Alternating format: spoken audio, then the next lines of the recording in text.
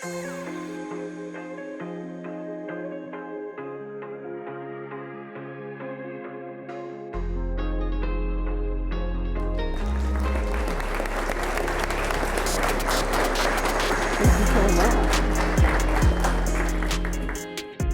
hello everyone, and thank you so much, Ken, for this warmest introduction. Good afternoon, everyone. I hope you can hear me well. It's an immense pleasure to be here and to talk to you. And I would like to thank Professor Kenneth Marcus for his kind invitation to this lecture today. I know he's not only a history professor, but also a musician. And these are the two things that I wanted to do when I was younger. But I ended up studying international relations and becoming a diplomat. And that's why I'm here with you today. Now, speaking at the Benazir Bhutto and Ahmed Ispahani International Lecture is not only an immense honor for me, but it also holds a special historical meaning to me. I must have been around 9 years old when I first heard of Benazir Bhutto. In 1988, when Benazir Bhutto was making history in Pakistan, my home country, Poland, was undergoing its own transformation. At that time, Poland was in the midst of a wave of strikes led by Solidarność, translated as solidarity into English, which was the first trade union recognized in communist Central and Eastern Europe, founded in 1980 at the Gdańsk shipyard, and it gathered within weeks 10 million members. And mind you, in 1988, there was no internet. And we're talking communist Poland. This non-violent movement, which was born of workers, supported by students and intellectuals, led to the landmark roundtable talks of 1989. These negotiations marked the beginning of the peaceful dismantling of communist power and led to Poland's first partially free elections in June 1989. I'm telling you this because this is very closely linked to the topic of my talk today, and it's very closely linked to my professional path. It's very closely linked to what I chose to do and who I chose to become. So what was happening in Western Europe during the time when Central and Eastern Europe was isolated behind the Iron Curtain? Shortly after World War II ended, 6 Western European countries created a community to jointly manage their coal and steel production, which, as you surely know, used to be 2 essential resources for making weapons. The goal was to make future war between those countries, quote, not only unthinkable, but materially impossible, as Robert Schuman declared it in 1950. This initiative, that was called European Coal and Steel Community, led to what later became European Union. Over time, the founding members deepened their political and economic ties, expanded membership, and embarked on a peaceful journey of integration. Meanwhile, Central and Eastern Europe remained under communist regimes, isolated behind the Iron Curtain, their attempts to resist mostly suppressed until 1989. By that year, Poland and the rest of the Eastern Bloc began to free themselves from the Soviet-imposed regimes. 15 years later, in 2004, 10 countries from Central and Eastern Europe joined the European Union as full members. In 2014, only 10 years after, Russia annexed Crimea, and in 2022, it had launched a full-scale invasion on Ukraine. That war has fundamentally altered the European security landscape. European Union was born as a peace project. European Union was born, as I said before, first as a community that pulled together the production of coal and steel, and it had a pan-European authority which managed and controlled this production. So a number of countries got together and said, we're not going to decide on this anymore on our own. We're going to decide at this authority that we will control, but it's not going to be any of us who will be able to push that production any further. Now, that war has forced to reconsider the European Union's assumptions about defense, deterrence, and demilitarization. The EU, as you most likely know it very well, has spent 70 years in peace, not investing in defense. I'm not going to say this word. It basically became a political and economic union of countries who decided to work together, to pull together their economies, to break down their barriers for the flow of goods, services, people, and capital, so that they could become better off, so that they could create a situation that would be win-win for all of them. And they have not stopped at 6 member states. They expanded on and on and on. Let me circle back a little bit to what I'm doing at the European Union and how this happened. I grew up in the economist Poland. I was 10 when, in 1989, Poland became independent. And that was a revelation moment for me and my parents, because suddenly we could start traveling, which we didn't do before. We couldn't have a passport if we or our family was not part of the Communist Party. We could start studying at universities that we wanted to join. You did not have to have a backup of someone who was placed higher up. You could come from nowhere. And I come from nowhere. I come from a very small town. My parents were middle class, if you can call it that. There was the rich people. People who were rich were only those who were close to the Communist Party. And everyone was kind of poor or kind of middle class. And so I decided to study international relations because I was always fascinated by, I wanted to go out. I wanted to travel. I wanted to learn what Western Europe was about. And so I studied international relations. And then I dared, I thought it was daring, to take a competition to join the European Commission. I did, I passed that competition, and that's where I'm still working. Now, let's go back to the topic of this talk. What comes to your mind when you think about European security? Is it Russia, Ukraine, NATO? I would say that European security is not just a regional issue, as it directly affects the US, your generation, and the global future we're stepping into. Europe is at the crossroads. It is facing military threats, economic pressure, competition on technology, and internal democratic challenges. And in response, Europe is building a more independent, resilient, and strategic approach to security. So today, I'd like to walk you through how I see this, how I see the European strategy for security. And I would put it into 3 big groups of initiatives that the EU has been taking in the last years. The first one will be about more sovereignty and less dependency. The EU has realized, its leaders have realized, that we have become too dependent on external actors. One could even risk saying that we've been naive in counting on our partners. The second bucket of initiatives would be about defense and deterrence. So a dramatic shift in the European Union approach to policy.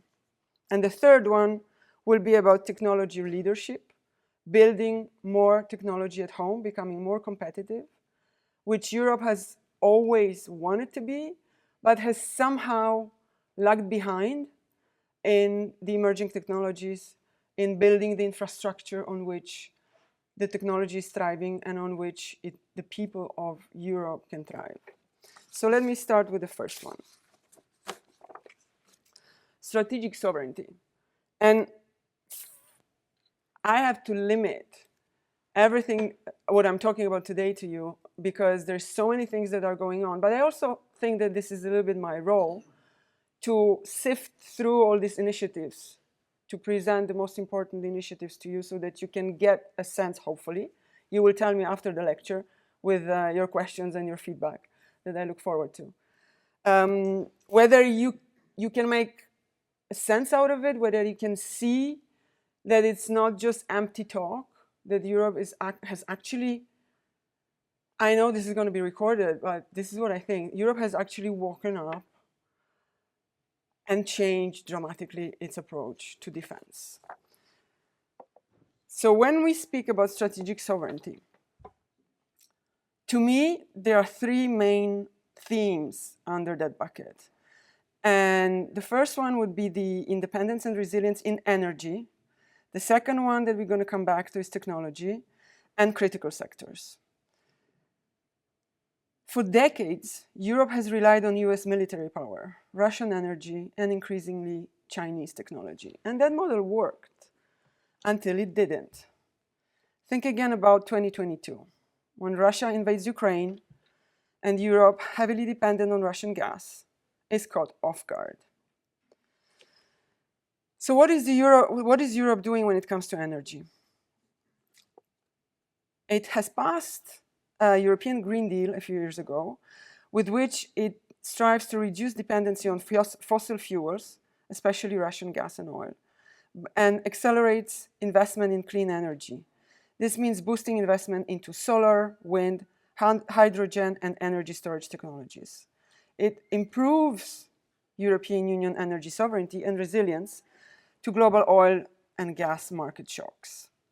So a few key figures about this. The EU has reduced its import from Russia dramatically since 2022.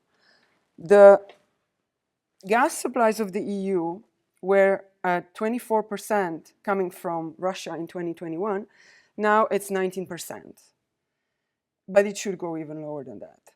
When it comes to oil, we reduced the oil imports from Russia from 29% in 2021 to 2% in 2024.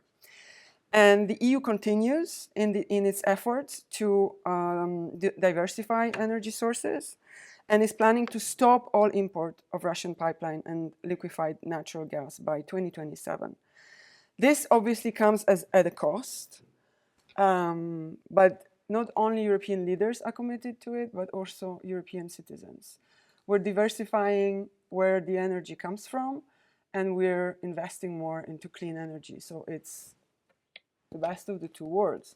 We have cleaner environment, increasingly cleaner environment, and more diversified imports from other countries. We import much more from the US, from Norway and Canada.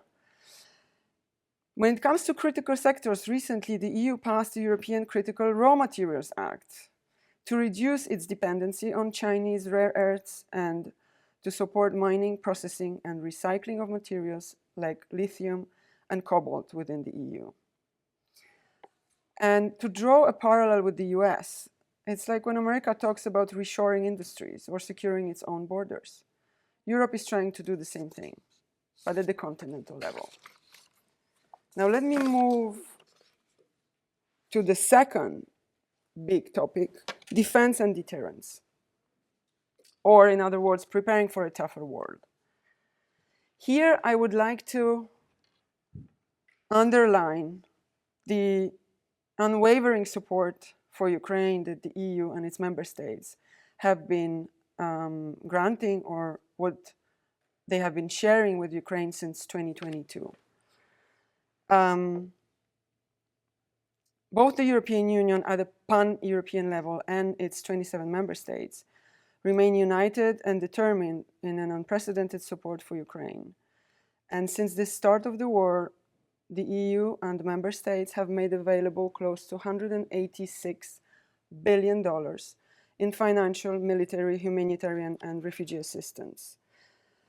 Just to give you an illustration of that at the more human level, the country I come from, Poland, took in 4 million Ukrainian refugees immediately in 2022 in February when the war erupted. And that means 10% of the Polish population. That means that for Poland, that is, if you go to Poland, you see that it's a pretty homogeneous population. It's not very diverse. But in the last years, you can hear, whether it's big cities or smaller cities, you can speak Russian and Ukrainian, because many Ukrainians speak Russian, and it's not a taboo. For them, it's natural. Now, we, the EU, we've been putting forward sanctions on Russia. Since 2022, there's been 18 packages, the latest just recently.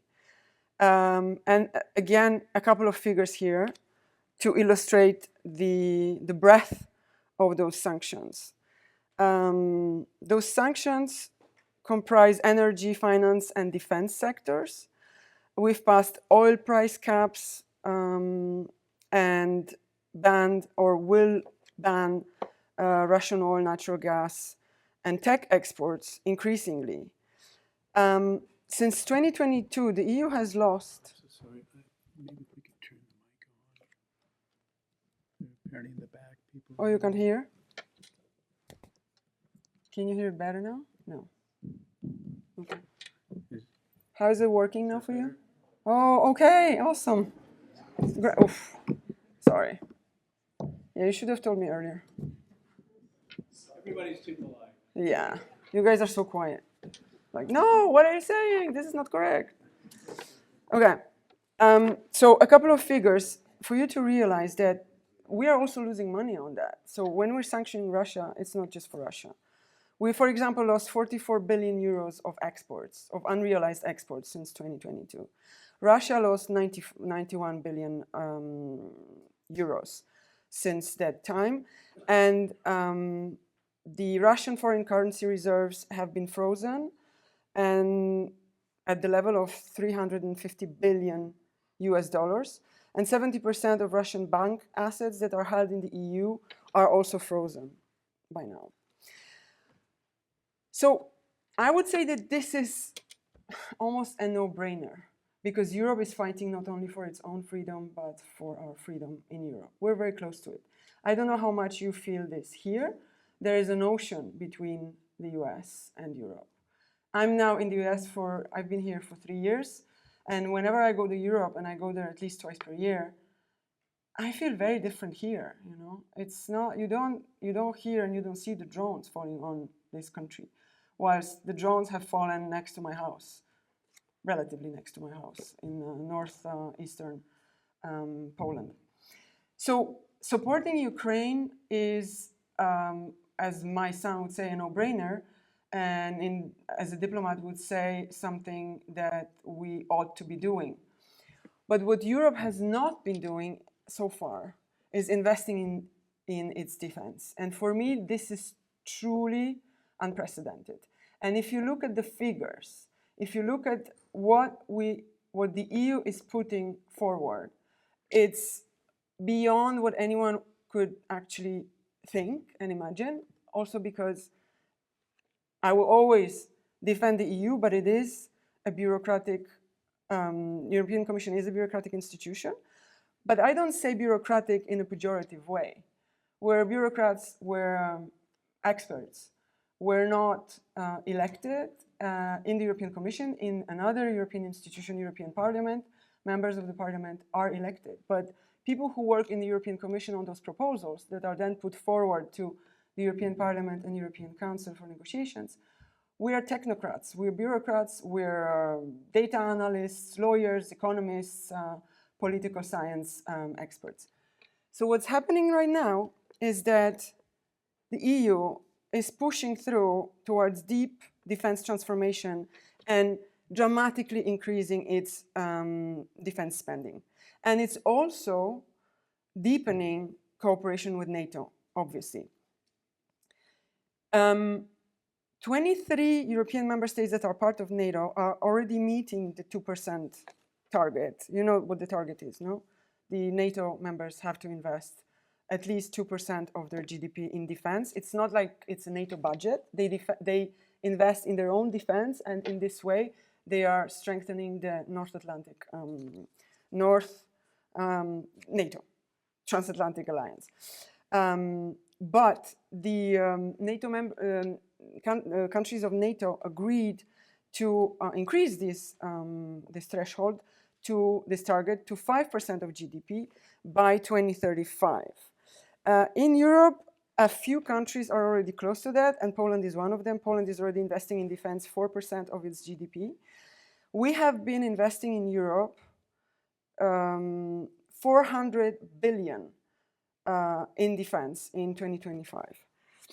Now, what's going to happen soon is that there's going to be 800 billion euros mobilized in private and public funding for defense.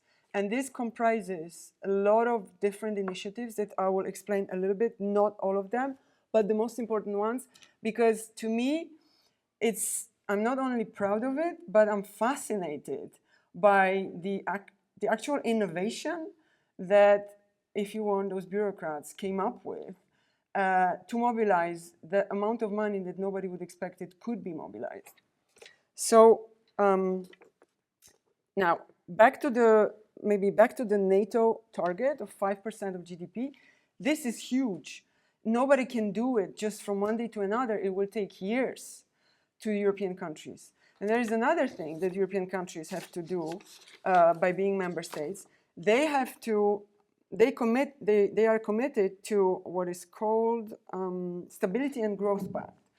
Given that our economies are so intertwined, if one country runs a big debt, it puts other countries in trouble. And as many of European countries have the same currency, euro, it puts them in an even bigger trouble because their monetary and fiscal policy is decided at a pan-European level and not at a national level. So to increase investment in defense, one has to give some kind of an escape clause from those agreements that have been taken at the EU level. And guess what? The European Commission has proposed such an escape clause from this Stability and Growth Pact. And now the EU member states can raise their defense spending up to 1%, up to more than 1.5% of GDP up to 4 years. So there can be some kind of a defense raise, but some country could decide that they're going to spend much more than that, and so without putting the other member states in trouble, everyone will be moving in a similar direction. But they can do that now. They don't have to stick to the strict 3% of GDP deficit target and 60% of the GDP debt target that is in this pact. So what the EU is effectively telling countries is that now is the time to invest in their own security. The EU is not telling them you're on your own. The EU is telling them we're there with you, but you need to step it up. And we've been telling you this for years now. Another instrument is an instrument that speaks more to innovation and investment in innovative solutions. Defense tech, dual use, startups will be able to get more money from public and private sources. Before that, it was not very popular, or actually dual use or defense tech were not even present in European funding programs because of what I told you at the beginning of the talk, because of the fact that we were a political and an economic union, and we were not supposed to step up our defense investments. Now, to me, this initiative is called Rearm Europe. And to me, it signals that Europe is very serious about investing in its own security, building a competitive defense industry, and working together to be ready, not just for today's threats, but for whatever comes next. From a US perspective, a stronger Europe is a partner that can do more. Now, how much time do I have? 5 more minutes. Okay. Fantastic. Can you still hear me at the back? Super.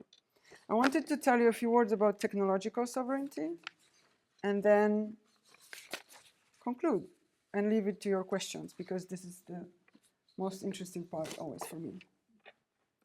When it comes to tech, so this is what I do on a daily basis. This is my area. When we speak about technological sovereignty, we don't only talk about regulation, or we actually do not talk about regulation almost at all. Or let's talk about regulation a little bit, because of the persisting myth that the EU regulates and US innovates. That's what we hear in San Francisco, in Silicon Valley very often. We hear that they are the Silicon Valley of innovation, and we in Europe are the Silicon Valley of regulation. Haha. What people don't understand sometimes, or often, is that the EU is a very special construct of 27 different countries, and they are all sovereign, okay? Certain things, they gave us a mandate to deal with, okay? We can legislate only in certain areas, and digital is one of them. We cannot legislate on education. We cannot legislate on employment. We can change something in taxes, but we would need a unanimity for that. So every country, every one of 27 would have to say yes or no for us to put in changes. So we don't. We just move where we see the biggest impact. And for digital, when you think about how prevalent, how ubiquitous the technology is in our lives, in the lives of our kids, or you guys, young people at university, you're not kids anymore, you're young adults. We're all using technologies and we love them, they're very helpful, but they also can be very harmful. And we in the EU, we think that it should not be up to the private sector, it should not be up to people who have gained power in free markets. So all good, you know, as long as there's strong competition law that curbs antitrust and mergers and acquisitions and what have you. We have it in the EU, you have it in the US. Everything goes more or less fine, but until it doesn't, until companies grow so powerful that they are too big to fail and too big to control. Because then they can not only curb, they can basically their power of business negotiations is so big that businesses who cannot work without them, who cannot work without, I'm not going to give names, but we all use those platforms, those business users and us, we basically need someone who would look into those relations, those business relations, and say, okay, certain things cannot be done. You cannot combine all the data from all your platforms and just use them for your own advantage and discriminate against smaller actors and build your algorithms and your recommender systems and your ranking systems in a way that your own services will be up there where we all click, because we all click on the first 5. Actually, with AI, there's no more clicking. With with generative AI, there's no more clicking. This is another tectonic shift that we're all experiencing, and that's for another talk. So back to the overregulation and innovation. When EU regulates, we actually deregulate because we put one set of rules for 27 countries. If we didn't regulate, and we know it because countries see those problems too when it comes to online safety of minors, when it comes to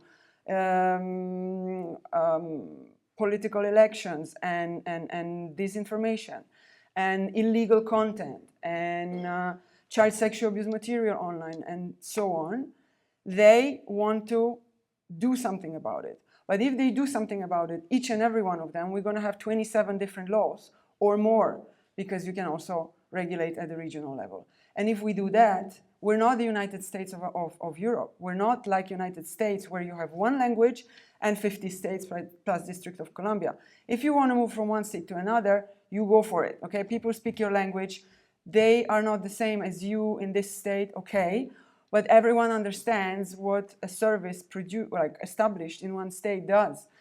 You know, an Estonian app, if it's in Estonian, it can be in English, obviously, but if it wants to move across borders, it has to apply with each and every country labor law, because we cannot do anything about labor law, but we can do something about digital law. So if you're a startup in the EU, we want you to first hire yourself and an engineer, a software engineer, or just do it yourself. We don't want to force you to hire a lawyer first so that you can understand what to do if you want to scale up across different countries.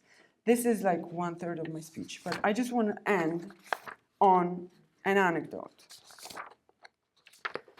How many of you know what the Ryder Cup is? Okay, cool. So, to conclude, Europe has repeatedly shown that it can act united, especially in times of crisis.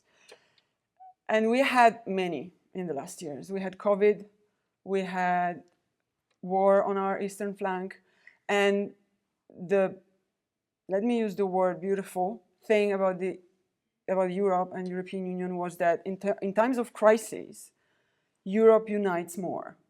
And Europe is actually able to act in a way that it affects our economies, our societies in a positive way. Europe is dramatically redefining itself when it comes to defense, sovereignty, and competitiveness. Europe is far more than the sum of its parts, and I strongly believe in it. And now the Ryder Cup comes in. So the Team Europe once again showed in the latest Ryder Cup what true collaboration can achieve. Ryder Cup is a golf competition between a team of 12 American golfers and 12 European golfers. And it happened just a few weeks ago. So those golfers were teaming against each other.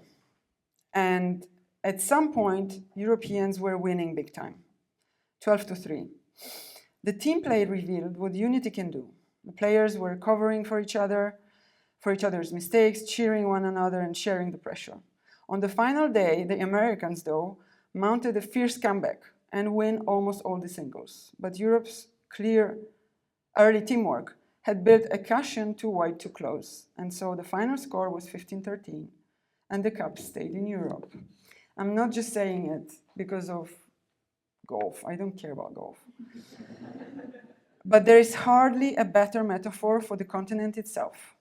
Europe does not thrive on individual brilliance alone, but on cooperation, on bridging differences, building trust, and moving forward together. So if somebody else, I'm stealing this quote because I love it, put it, the Americans had the stars, Europe had the team, and that made all the difference. Thank you so much.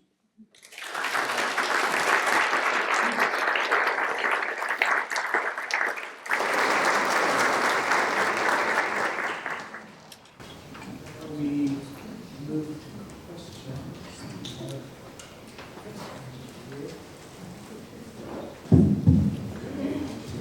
So now we can move to questions.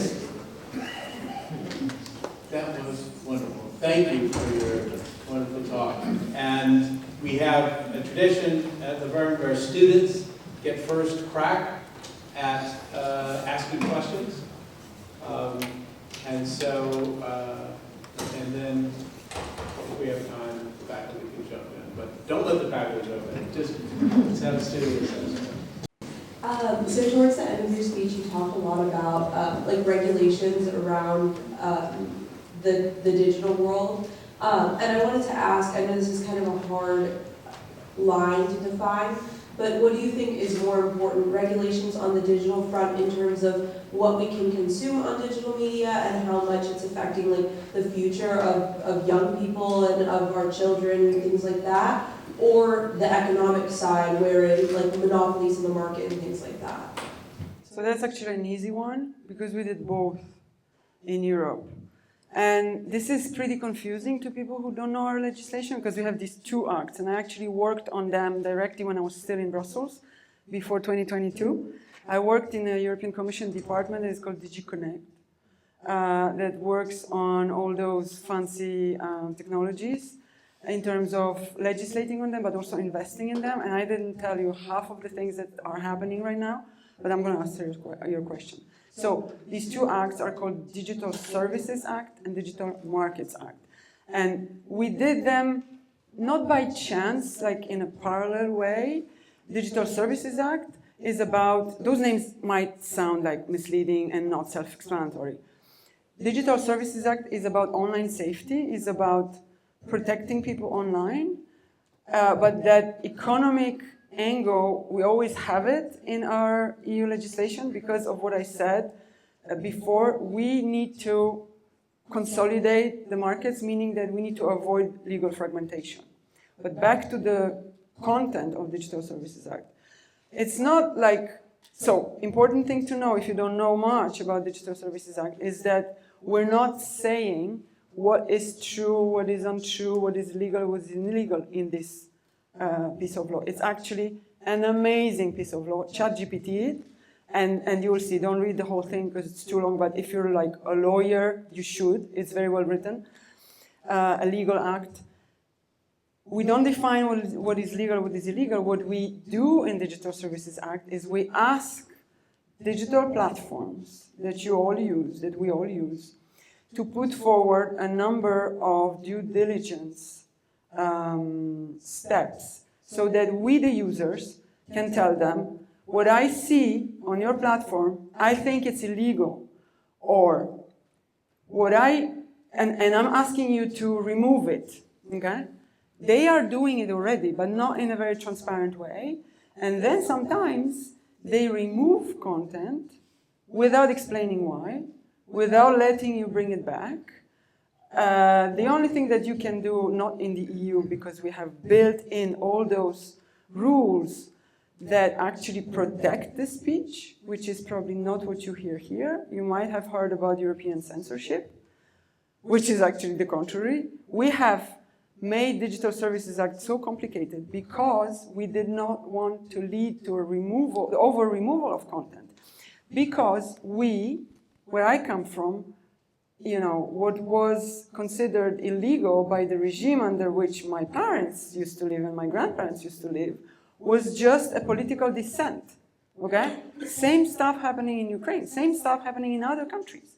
So what we are doing is so difficult to understand because we're not just saying we want to protect minors online and we're going to tell you that bullying online is illegal. We're not saying that. And so some people ask us, so what are you saying, Europe?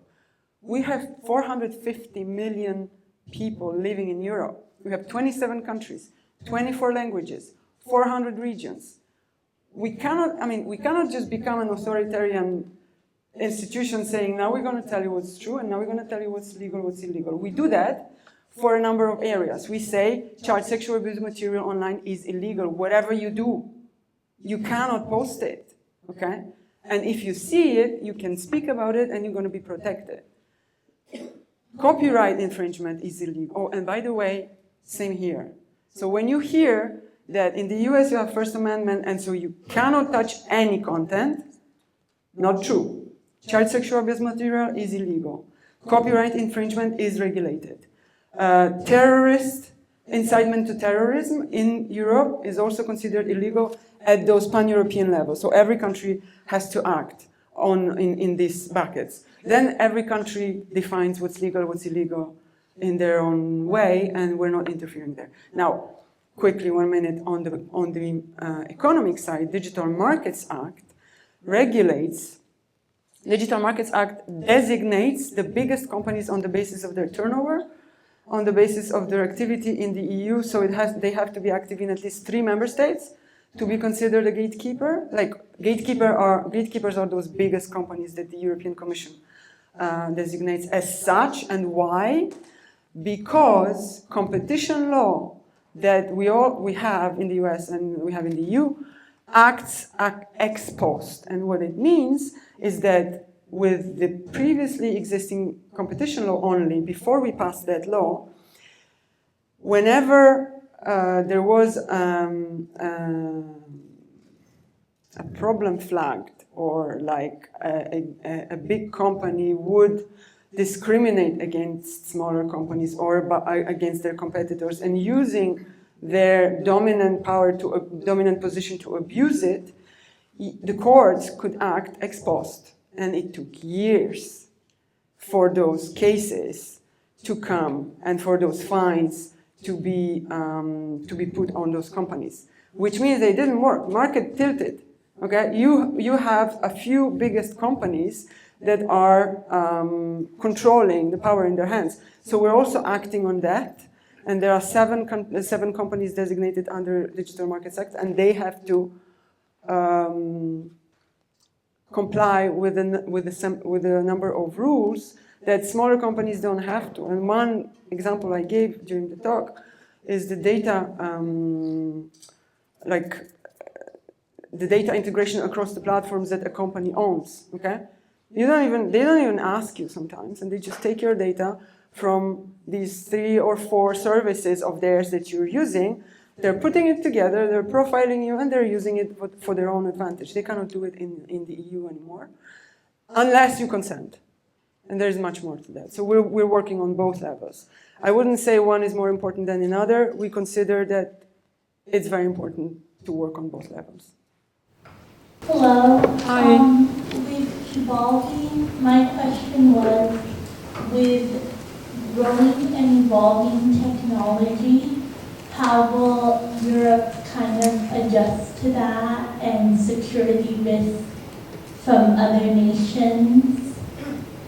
So we first put forward a number of rules when it comes to cybersecurity, foreign interference, online safety, the growing power of certain economic actors. So we have a whole governance framework. Part of it is law, so part of it is legally binding. So if you're a business and if you want to operate in Europe, you have to respect the rules. Otherwise, you go to court. Now, another part that we're focusing on much more, and not only since the Draghi report, we got this famous report by Mario Draghi, who used to be the president of the central bank, and an Italian politician, a very good report that the president of the European Commission asked for before she started her second mandate. We're focusing on our competitiveness, and that means we're focusing on investment, on innovation, on promotion of our own companies, on building technology in the EU, on investing in AI infrastructure and huge data centers. We don't have a Stargate initiative, but we do mobilize companies by publishing calls of expression of interest where they say, yes, Europe, we want to work together with you on something that we call AI gigafactories, which is basically a big data center and a huge supercomputer to, on the one hand, allow the build-up of technology in Europe, or for example, build-up of general-purpose AI models, but also on applications. We focus much more on AI applications in Europe, also because this is where we're traditionally stronger. We have very strong health sector, automotive sector, strong, yes, but they need to reform themselves and embrace technology much faster. Very competitive banking sector and telecom, a lot of problems there, but still. Energy sector, I can change energy provider any day of the week, not in San Francisco though. So yeah, we're working on all those levels. And leadership will be in Germany, and Poland is between. And what is your comment, please? Yeah, so no, power will not be with Germany because we're 27 countries and we have this. We have a very clear process of voting on rights. So I hope nobody here is from Malta or Cyprus. Very small countries. They have a seat at the table too. Obviously, the weight is different, but we vote by qualified majority or by consensus or by unanimity. So there is no danger that Germany will gather all the power. But you're making a fair point. There sometimes is Europe of two speeds, and you will have Germany and France and UK before. Now that UK is not there anymore, this power got reshuffled. But it's a very special construct, European Union, where one country cannot really win everything. But obviously, most of the politics happen in the corridors. So yeah, I hope Germany will be successful, but they will not become just a hegemon or something. It's just not possible structurally in the EU. Ms. Smolinska, thank you very much. Thank you.